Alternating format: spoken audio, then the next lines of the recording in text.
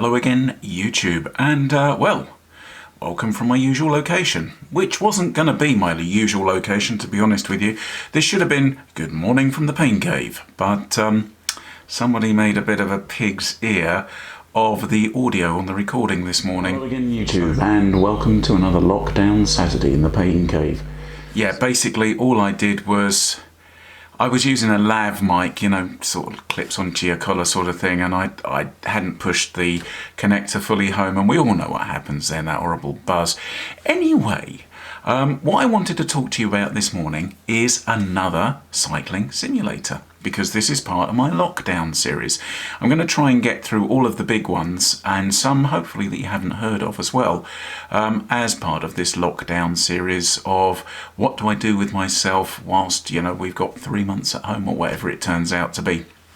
So this morning we are looking at one I'd never heard of before the beginning of the week, called Rouvy cycling. So, like I say, I hadn't heard of Rouvy before the beginning of this week, but then I saw somebody post a ride on Strava that was a Rouvy ride, so I thought I'd check this out.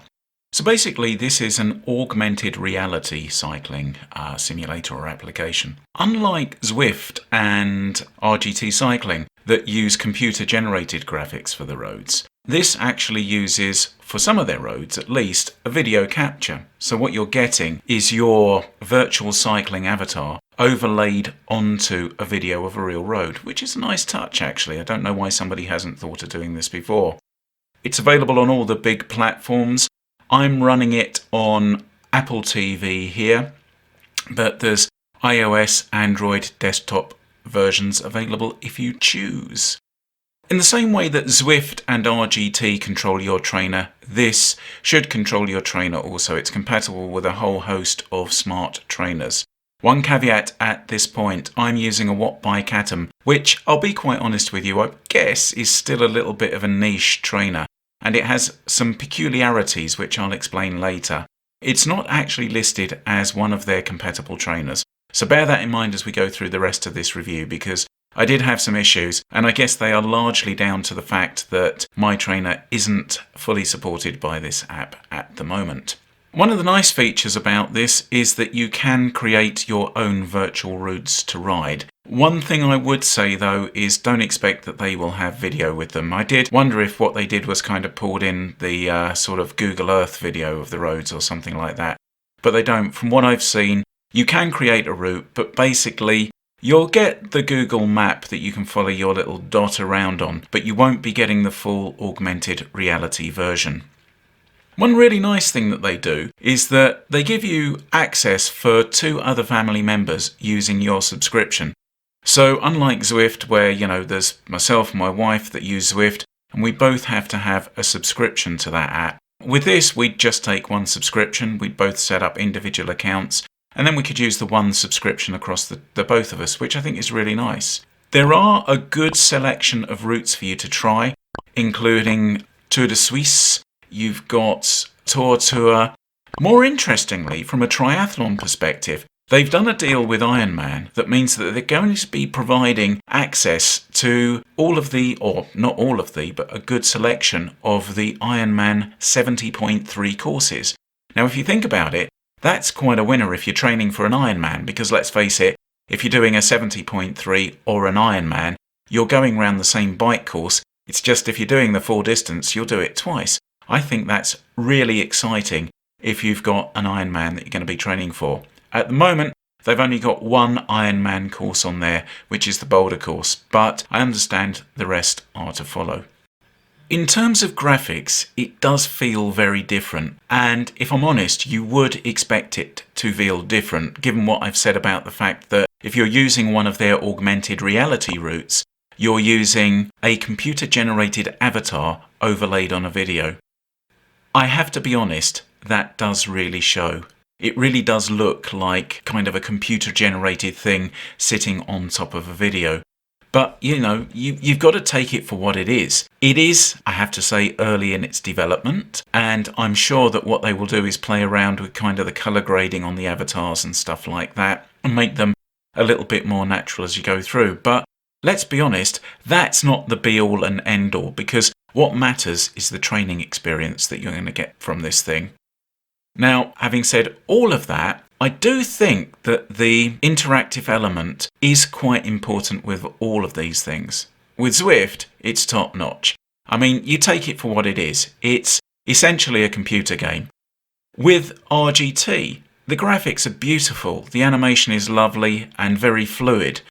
With this, I don't know, I think if you're a bit picky and a bit OCD like myself, you might get a little bit caught up on just looking at your clunky avatar and the fact that when you go around certain corners, your avatar completely disappears off screen because the application knows that the rider is turning a corner, but of course you're effectively in a car behind with a fixed camera angle looking off to the side. It's a little bit weird, I must admit, but I'm sure given time they'll be able to fix that. So let's come back to that thing about training and what it can do for you in terms of training. As I said, they've got their augmented routes. You can even set up group rides, time trials and races with that. That's really good. Of the augmented routes, there are about 70 that you can choose from with 3,000 individual films. One of the things that I found helpful is that you can download the video of the route to your device, and I did that with my Apple TV.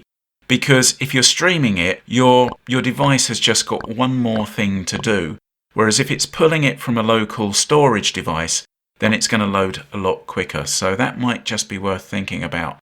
But again, like Zwift, they've got structured workouts, FTP and ramp tests, all of the sort of common interval type training that you can do on there.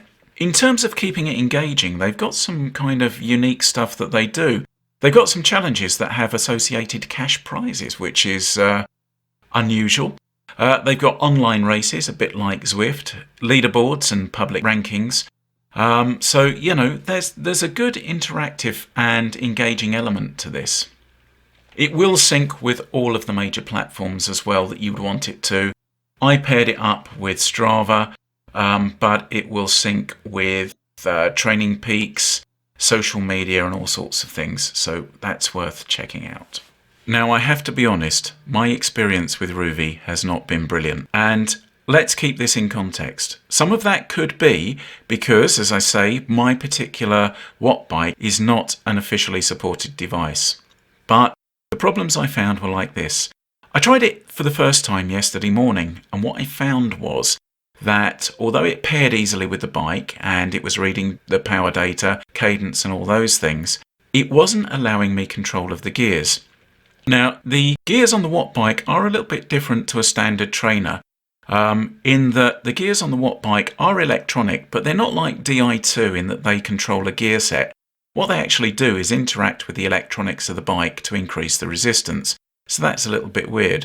So if you think about it, for an app controlling a smart trainer, it's got two variables to take into account there. It's got gradient plus gear. So it's got to make a resistance decision based on those two. So, you know, I guess that could be one of the reasons that this isn't supported by them at the moment, because most other trainers will just control the resistance in terms of gradient, and you control the gears controlling effort. So, you know, that's worth bearing in mind. But what I found yesterday morning was it wouldn't respond to gradient, so I couldn't feel any appreciable change in resistance as we got a change in gradient. But the worst thing was it wouldn't control the gears, and it just left me in one gear. I guess somewhere in the middle of the virtual block of gears. And that left me spinning out like crazy on the flats.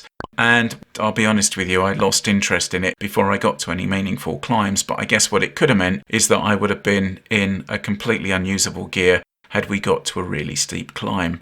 So like I say, I did give up on it yesterday morning. But I tried it again this morning to give it the benefit of the doubt and another go. And I have to say, from the outset, the gears worked beautifully. Now, having said that the gears worked beautifully, I was struggling to feel any gradient. So, you know, for example, I hit a couple of 8% and should have really felt those. And if I'm honest, although the avatar slowed down, I didn't actually feel any increase in resistance until I started ramping up the gears. So it seemed like the gears were the only thing controlling resistance. But then it got really weird when I stepped off of the bike to stop my screen recorder. When I came back, what I found was that the gear selection control had completely gone away. So again, the gears were dead. I was just stuck in one gear, and there was no gradient control either. So it totally freaked out. And I have to be honest with you, at that point, I quit the ride. And I'm going to be completely transparent here. I deleted the application later as well. So anyway, those are just my thoughts on this new cycling application, and I stress new cycling application.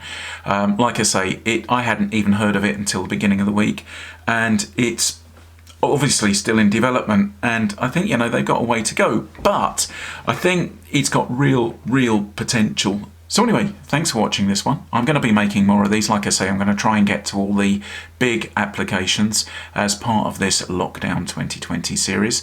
Appreciate your time. If you like this, please hit the like button. If you haven't subscribed and you like kind of what I'm putting out here, please hit the subscribe button, and I'll see you in the next one.